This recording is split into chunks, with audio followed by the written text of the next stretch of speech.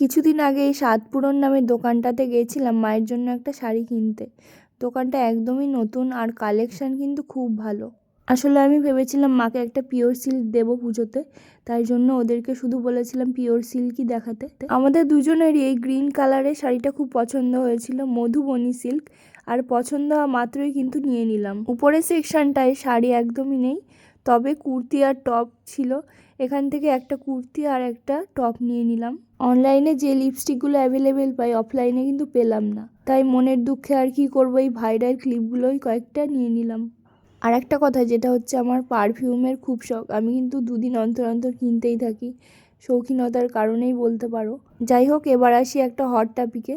মানে হট বললাম কেন, কারণ সোনার যা দাম এখন, সোনার জিনিস কেনাই ধরা ছোঁয়ার বাইরে। তবে গিয়ে দোকানদারকে বলেছিলাম দুলের ডিজাইনটা একটু অন্যরকম করে দিতে। 3 গ্রামের একটা দুল, যেটা আমার কান অনুযায়ী বেশি বড় লাগছিল।